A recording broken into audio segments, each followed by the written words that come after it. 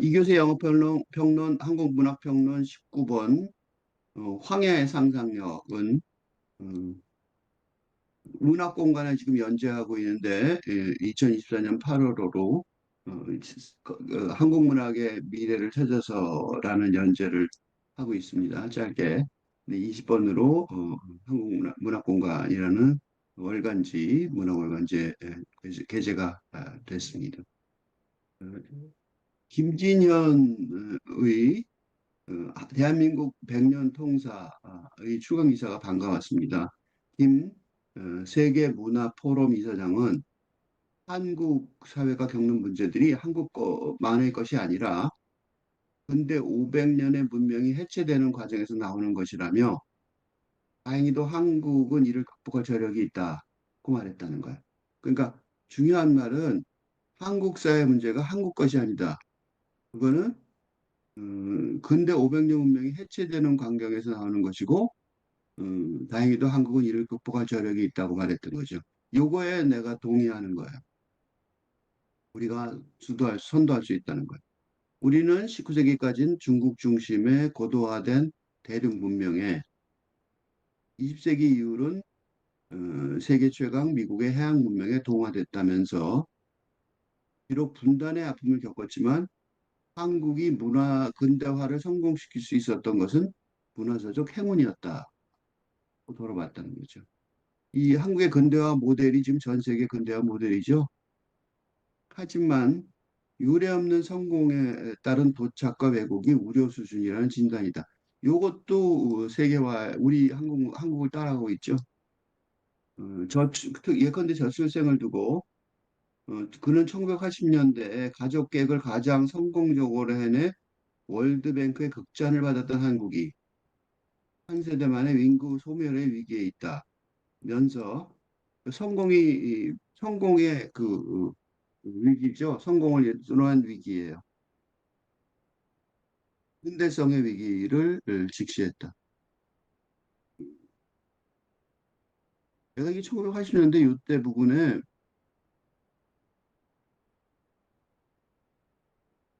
저희 독수궁 앞에서 지나가다가 거기가 시청 있잖아요.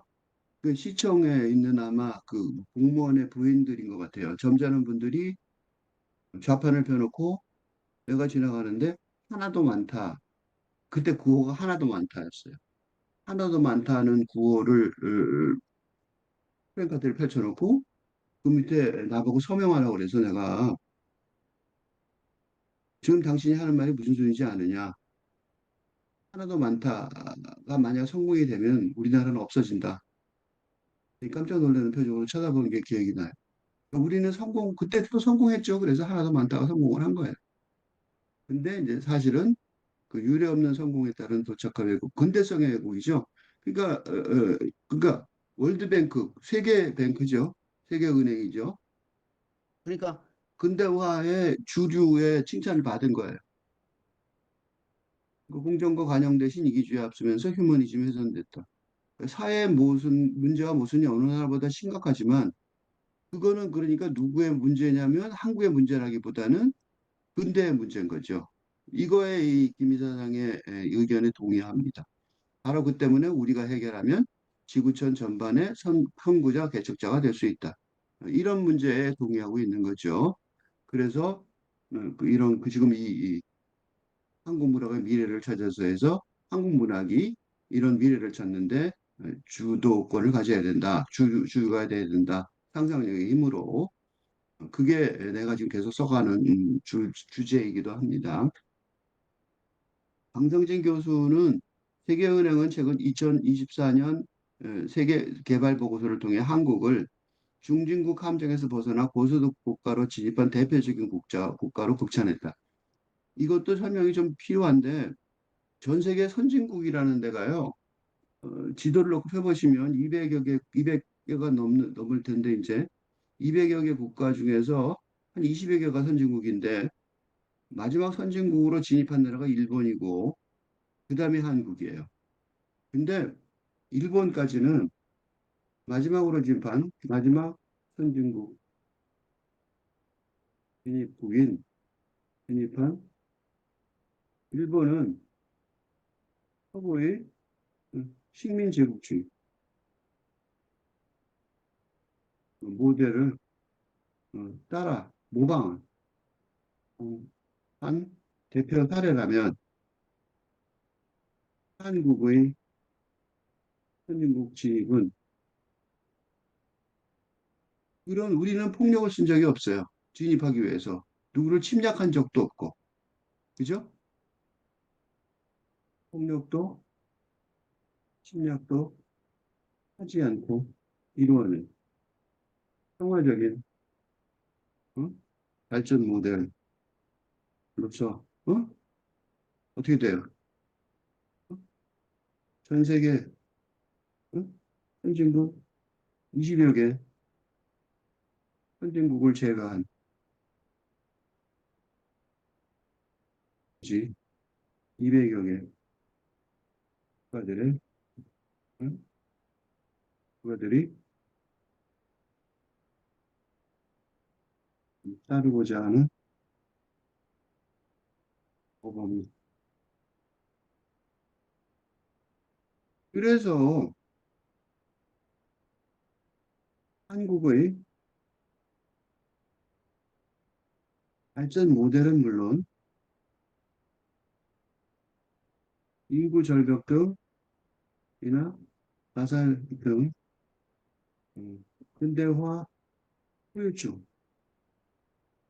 해결에 있어서도 한국이 음, 모범이 되어야 할 입장에 놓여 있다고 보여집니다. 요컨대 한국은 세계를 이끌어 나가야 할 어? BTS처럼 BTS처럼 하든 원하지 않든 세계를 이끌어야 할 위치에 역사적 위치에 있다고 저도 하지만 김진현 이사장의 말에 동의하는 거예요. 응? 음, 이 보고서는 전쟁을 경험한 국가에서 도약한 성장의 슈퍼스타로, 그러니까 근대화의 슈퍼스타죠, 모델이죠. 한국을 지목하고 한국의 정책 경험을 고소득 국가로 성장하고자 하는 중진국 정책 기반자에게 필독서로 추천하고 있다. 그 모델이 내가 말하는 모델은 내가 하는 거는 그냥 혼자 하는 그 국수주의고 뭐 그게 아니에요. 국뽕이 아니에요. 1995년 노벨 경제학상을 받은 로버트 루커스는 기적이라는 용어를 사용하면서 왜 우리가 이렇게 성공을 했냐? 한국과 필리핀의 경제 성장 격차의 원인을 사실은 우리 1970년대 우리 장충 체육관 있죠? 그거 필리핀에서 돈 줘서 원조해줘서 진 거예요. 장충동에 있는 남산 옆에 있는 장충 체육관. 우리 그때 실내 체육관 한 개도 없었거든요. 그러니까 필리핀이 우리보다 훨씬 잘 살았어요. 그래서 우리가 필리핀의 경제 원조를 받아서 장충 체육관을 진 거예요. 우리가 격차가 훨씬 우리가 심했다고. 근데 어떻게 우리가 뒤집었느냐? 그 필리핀 여전히 가난한 나라죠. 인적 자본, 교육 때문에 그래요. 우리가 입시 교육 그거 나쁜 거 아니에요. 뭘 가르치냐가 문제지. 은행의 진단이 옳고 그름을 떠나 중요한 것은 과거가 아니다 미래다. 우리 한국 사람은 이렇게 생각해야 되죠. 이거는 뭐 옛날 얘기니까 지나간 거니까. 이미 선진국 문턱을 넘어서는 한국이 명실상부한 선진국 경제로 나아가기 위한 과제가 무엇인가라는 점이다. 이건 이제 그 한국만의 문제가 아니라 쫓아오는 모든 나라들, 전 세계 모든 나라들이 거의 선진국 몇 개 빼놓으면 선진국 거꾸로 우리 보고 물어보죠. 세계은행이 중진국 그 함정을 벗어나게 핵심 조건으로 제시하고 있는 것은 있는 투자율과 혁신 지표는 이미 세계 최고 수준이다. 그리고 1인당 GNI도 32,740달러로 고소득과에 진입해 있다. 앞으로의 경제 성장 동력은 단순 경제 지표가 아닌 구조, 제도 개혁이 수반돼야 된다. 이게 이제 문제인 거죠. 경제는 문제가 아니라 지금 구조가 문제인 거죠. 그 새로운 어떤 틀, 그죠? 기존에 있던 근대적이 아닌 틀이 어떤 게 발견돼야 되는 거고, 그걸 위해서 상상력이 필요한 거예요. 1980년대 미국과 영국을 중심으로 한 규제 완화, 시장 개방, 민영화 등 제도 변화로는 충분하지 않다. 이게 무슨 소리냐면, 근대화, 그죠?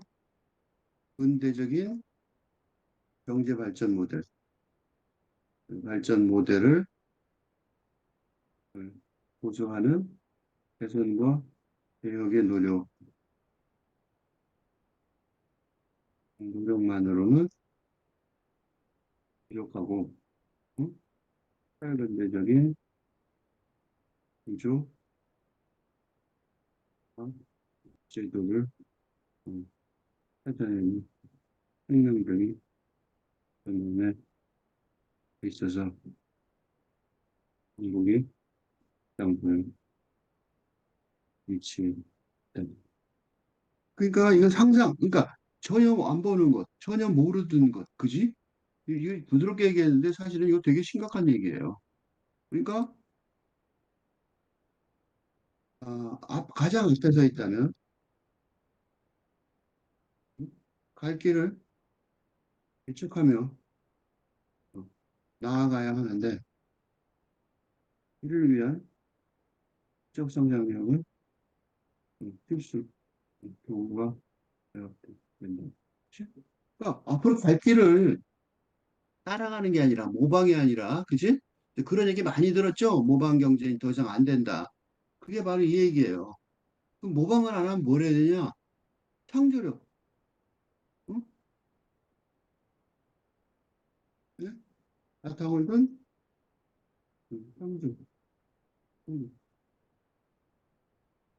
창조력이 필수라는 거죠. 하용출 워싱턴대 잭슨 스쿨 한국학연구소 소장도 한국의 후발 산업화와 전통, 사회 변화에서 한국의 선진국 진입의 운명사적 의의, 이거 공인화된 거예요, 이제,를 강조합니다. 한국은 아주 독특한 세계사적 위상을 갖고 있다. 서구에서 영국과 비교된다. 영국이 왜 그래요? 영국이 왜 비교되냐면 영국은 뭐 했어요? 서구의 최초 국가란 말이죠. 응? 산업화와 민주화를 이룬 최초 국가고 우리도 마찬가지예요. 우리도 식민지에서 벗어난 국가 중 유일하게 산업화와 민주화를 성취한다는 거죠. 그 최초 국가란 말이에요. 그 문명사적 의미가 있어요. 이게 한국의 성공이 그냥 단순히 한국이 잘 살게 된 게 문제가 아니라 인류 전체가 잘 살게 된 것. 국민들의 자긍심 고취에는 물론이고 외교적으로도 커다란 자산이 될 수 있다. 문제가 뭐냐면 공부를 안 하는 거죠. 큰 그림을 이해하면 비전도 나오는데 이게 파악이 안 되니 모두가 혼란스럽다. 너무 막연하게 뭉뚱그려서 갈등은 나쁜 것이다. 불안해하지 말고 좀 더 분석해서 방향성을 찾을 수 있다. 좀 더 분석해서 방향성을 찾아야 되는데 우선 학계가 한국 사회를 제대로 이해해서 현장을 바뀌어줄 필요가 있다. 서구의 학문 분포로 우리를 이해하는 데는 한계가 있다. 그러니까 서구적인 내용만 가지고는 안 된다는 거죠. 지금 학계가 문제가 서구적인 공부를 하는 거에서 국한돼 있어요. 근데 그렇게 할 수가 없어요. 교수들은 논문을 쓰고 논문을 인정받으려면 서구적인 공부를 한 사람들끼리 서로 피어 리뷰라고 그러죠. 동료 평가를 해서 논문을 검토를 하기 때문에 서구적이 아닌 얘기를 하면 좀 반대를 한다고요. 지금 한국 사회에 필요한 리더십은 나아갈 큰 방향을 제시하면서 국민에게 안정감을 주고 신뢰받는 리더십이다. 이게 없으니까 모든 대통령이 감옥을 가죠. 끝난 다음에. 이번 대통령은 부인까지 감옥 가게 생겼어요. 한국의 선진국 진입 방식이 20세기까지 서구 제국과 일본의 식민 제국주의 길을 택하지 않았다는 점. 아까 얘기했듯이 한번 정리했었죠. 이게 21세기 후진 개방국들의 모델이라고 생각해요. 이렇게 얘기하면 뭐 그렇겠지만 선진국이 전 세계 220개밖에 안 되고 나머지 200개 국가가 있다는 생각을 해보면 우리가 앞에 서 있는 게 얼마나 중요한 일인지 알 수 있죠. 이육사가 광야에서 다시 천고의 뒤에 백마 타고 오는 초인이 있어. 이 광야에서 목 놓아 노래 부르게 하리라 라고 노래했던 하늘이 처음 열리고 어대 다구는 소리 들리고 큰 강물이 비로소 열릴 까마득한 날이 오늘인 것 같아. 이육사가 하는 그 시가 가슴에 와닿는 이유가 지금을 말하는 우리가 앞에 서 있는 우리가 백마를 타고 온 초인이 돼야 되는 그런 운명에 놓여 있어서 미국사의 광야라는 시가 지금도 의미가 있는 것 같아요. 그리고 T.S. 엘리엇이 모더니즘의 대표자, 황야가 더 적절한 번역어지만 지금까지 이제 황무지라고 번역하며 황무지를 시작하면서 가장 유명한 구절이죠. 너무 일찍 예언했던 서구 근대의 끝이 오늘인 것 같다는 거. 진짜 끝은. 4월은 가장 잔인한 달, 죽은 땅에서 라일락을 키워내고 기억과 욕망을 뒤섞으며 봄비로 잠든 뿌리를 뒤흔든다. 차라리 겨울은 우리를 따뜻하게 했었다. 망각의 눈으로 대지를 덮고 마른 구근으로 가냘픈 생명을 키웠습니다. 근대인들이 망각의 눈으로 덮인 대지 밑에서 과거의 따뜻함을 그리워할 정도로 그러니까 생명이 와서 새로운 게 탄생하는데 무서운 거예요. 새로운 생명의 탄생을 요구하는 4월의 봄비로 인해 왜냐하면 재해석된 과거의 기억과 낯선 욕망의 도래 앞에서 응? 선진 문명이 뿌리부터 흔들리는 응? 혁명적 전환의 탈근대 시대라는 사실이 또렷해집니다. 엘리엇이 이미 1900년에 1920년에 지금부터 100년 전에 정확하게 묘사를 해냈어요. 손을 대지 않고 어, 내버려 두어 거친 땅이라는 황무지. 이거는 개선이나 개혁할 수 있는 거죠. 농사 짓다 만 거 말이죠. 그냥 고치 좀 가서 농사 짓고 흙 잃어버리면 되잖아요. 근데 그거는 회복될 전망이 있죠. 근데 버려두어 거친 들판, 황야라면 혁명이 요구되는 상황이란 말이죠. 그래서 내가 제목이 황야가 낫지 않겠나 싶은 거야. 근데 너무 황무지가 유명해서 못 바꾸죠. 엘리엇의 진단에 동의합니다. 그래서 나는 엘리엇이 전공자야. 그래서 엘리엇을 인용을 많이 해. 기후변화, 세계적인 유행병, 극단적 경제 불평등과 극단적 정치 세력화 등 다중위기가 이런 다중위기가 근대 서구 문명의 레시피로 해소될 가능성이 없죠. 점점 심해지죠. 요컨대 기존 시스템의 내부에서 개선 개혁하려는 전문가 제도가 요구하는 요구되는 황무지의 상상력보다 삶의 의미를 등을 언제나 처음부터 새롭게 정의하는 시적 정신을 요구하는 황야의 상상력이 필요한 거죠. 삶의 의미부터 문제가 되고 있어요, 지금. 그죠? 그래서 시는 처음부터 쓰죠, 그거를 언제나. 유튜브 채널 이교수의 조건 없는 학교를 운영하며 기존의 근대 교육 제도와 다른 방식으로 탈근대 지도자 양성 프로그램의 모델을 제시하려는 노력의 근거예요, 이게. 황야의 시적 상상력이 응? 인류 문명이 혁명적으로 전환하는 탈근대 시대의 요구라는 것을 곳곳에서 확인할 수 있습니다. 그래서 여기서 많이 확인하고 있어요. 예를 들면 음, 과학에 한정된 우주론이 아니라 인간의 중점을 둔 인본주의 우주론이었다는 스티븐 호킹의 최종 이론에 관한 요약은 현대 물리학의 최상급 지혜가 이게 최상급 지혜죠. 황야의 시적 상상력의 비롯함을 입증하고 있어요. 토마스 테르토가 마지막 제자였는데 그분이 쓴 책이 시간의 기원, 스티븐 호킹이 세상에 남긴 마지막 이론. 21세기에는 21세기는 이 거대한 영역의 문을 열어젖힌 역사적 전환기가 될 것이다. 이 전환은 새로운 시대의 도약을 위한 새로운 시대를 향한 도약으로 역사에 기록될 것이다. 이게 과거에도 이런 도약은 여러 번 있었지만 전과 후로 이 정도로 차이가 나는 도약은 지구 역사상 처음 있는 일이다. 아니, 우주 전체를 통틀어 처음일 수도 있다. 새로운 시대를 맞이한 종은 자신이 진화해온 환경을 재구성하고 결국에는 그것마저 뛰어넘을 것이다. 우리는 지금 이 지구의 조건 그 자체를 바꾸고 있죠. 기후변화도 그런 거죠. 유전자도 바꾸고, 그죠? 세상을 바꾸고 있죠. 한나 아렌트의 말처럼 우리는 단순히 진화를 겪는 생명체에서 수동적으로 진화를 제어하는 생명체로 변신할 것이며 한 걸음 더 나아가 인간성까지 제어하는 존재가 될 것이다.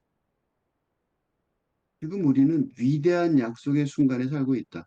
엄청난 위대한 약속의 순간에 살고 있는데 이 새롭게 펼쳐진 세계의 전경은 과거에 우리가 겪었던 어떤 세계보다 환상적이다. 그러나 다른 한편으로 지금은 매우 위험한 시기이기도 하다. 그러니까 멸종 얘기가 많이 나와요. 핵무기와 지구 온난화에서 생명공학과 인공지능에 이르기까지 인간이 자초한 위험 요소는 응? 자연에서 만들어진 위험 요소보다 훨씬 위협적이다.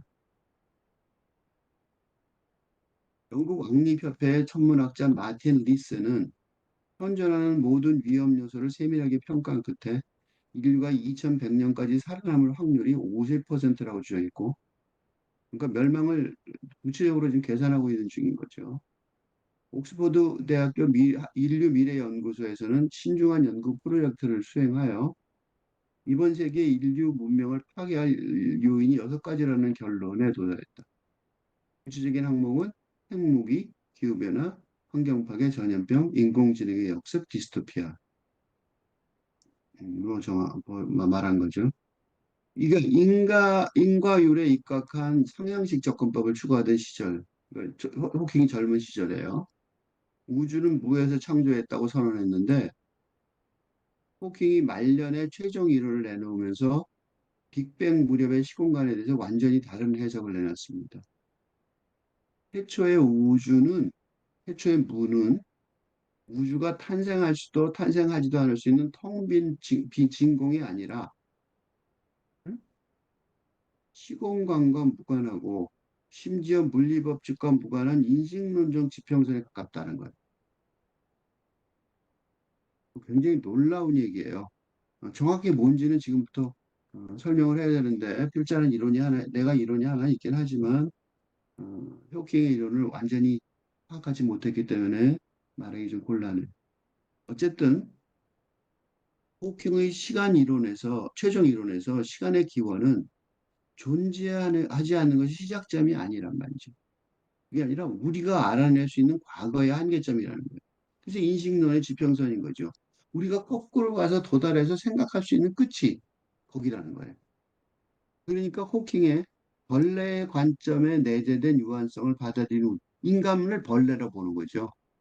이 우주에 보면 벌레 같잖아요, 존재가. 응?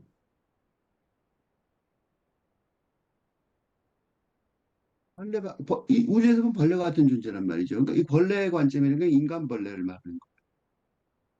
그렇게 해서 우주를 우리가 전체를 파악한다고 볼 게 아니라, 응? 그러니까 전체를 파악한다고 생각했던 사람들은 뭐라고 그러냐면 지금까지 합리적이고 범우주적 법칙을 따르는 높은 수준의 진리를 추구하는 현대 그런 게 이제 기존의 과학 이론이에요. 우리가 우주 이론의 전체 이론을 찾을 수 있다라고 생각했던 거죠. 응? 현대 과학 그러니까 이 세상이 객관적이라는 생각이 있죠. 객관적으로 또 법칙이 있다는 거예요. 그래서 현대 과학 기술이 그렇게 해서 이 우주를 움직이는 법칙을 찾아낼 수 있다고 생각했는데, 응? 그거는 이게 이제 그런 얘기예요. 근대 과학, 현대 과학에 했던 거예요. 근데 그게 뭐냐면 인간을 세상으로부터 격리시키는 부정적인 추세를 낳은 주범이다. 라고 생각하고, 요건 반발하는 거죠. 그러니까 지금까지 근대 과학이 틀렸다. 그러니까 근대 과학 기술이 보여준 행보가 인본주의와 정반대라는 한나 아렌트의 논지와 만나는 거죠. 놀라운 얘기인 게 호킹이라는 세계 최고의 물리학자가, 과학자가 과학기술이 인문학에 종속돼야 된다. 또는 무시하면 안 된다는 이 얘기를 최종 이론으로 내세운 거예요. 그래서 아렌트는 뭐라 그랬냐면, 아렌트 철학자죠. 우리가 마치 세상 바깥에 있는 것처럼 세상을 내려다보면서 자신을 지렛대로 삼는다면 우리가 하는 모든 행동은 의미를 상실할 것이다. 이게 이제 기존의 과학이 하는 짓이죠. 객관적으로 볼 수 있다는 거죠. 지구를 다른 물체와 동일하게 취급하는 한 지구는 더 이상 우리의 집이 아니기 때문이다. 그렇게 보면 안 된다는 거예요. 객관적으로 보면 안 된다는 거예요. 그러니까 근대적인 과학이 틀렸다는 거죠. 그래서 왜냐하면 그거에 동의하는 것이 근대 과학적 제도의 유지가 목표인 개선, 개혁을 위한 황무지의 상상력이 있었는데 그건 뭐 황무지 상상력은 사중유기의 주범이잖아요.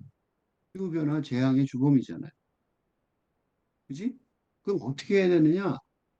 참고할 만한 설명서도 없고 실패의 충격을 완화시켜주는 물리법칙 같은 것도 없어서 인류의 각본을 스스로 써나가야 하는 탈근대 혁명을 위한 황야의 상상력으로만 시적 상상이 꼭 필요한 거란 말이죠. 그러니까 지금 위기를 넘어가려면 그래야지만 인류 자멸 패러다임을 겨우 피할 수 있을 것이라고 생각해요.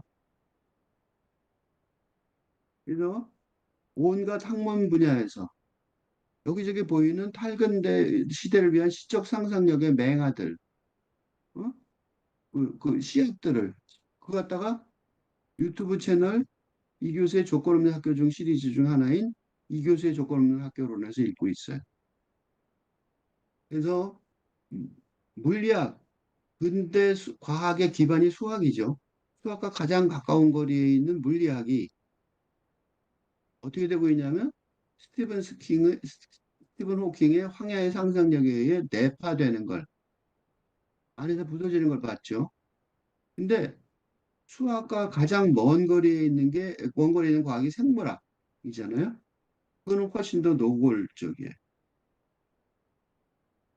볼의 우리는 기계가 아니다. 라는 위안한 머신즈라는 글은 유전체 데이터베이스 사업의 처절한 실패를 보고해요. 이거 유명한 얘기죠. 그러니까 유전자를 보면 미래를 볼 수 있다. 놀라운 게 뭐냐면요. 그 미국의 유명한 여자 배우가 유전자 검사를 한 다음에 유방암 요인이 있다는 걸 알고 자기의 유방 두 개를 자르죠. 브래드 피트하고 결혼했던 분인데 그런 식으로 그걸 믿었다고요. 그래서 자기 유방을 두 개를 잘랐다고 여자 배우가. 근데 사기였다고. 실패라고 말하지만 거의 사기죠. 근데 그 사람들은 사기라고 사기죄가 말할 수 없어요. 왜냐하면 유전자가 단백질을 만들고 단백질이 사람을 만든다는 환원주의적인 사상이 과학의 기본이라서 그래요. 그 기본, 환원이 뭐냐면 뒤로 돌아가는 거예요. 그래서 원리로 돌아가서 원쪽의 원자를 알면 세상을 안다 이런 거죠. 유전자를 알면 생명을 안다 이런 개념이기 때문에 그 사람들은 사기라고 말할 수가 없어요. 실패라고 말하는 거죠. 인간 유전체 사업이 약속했는데 왜 난리가 났냐면 치료를 할 거라고 생각한 거죠. 그래서 안젤리나 졸리는 자기의 유방을 두 개를 잘랐죠. 쓸데없이.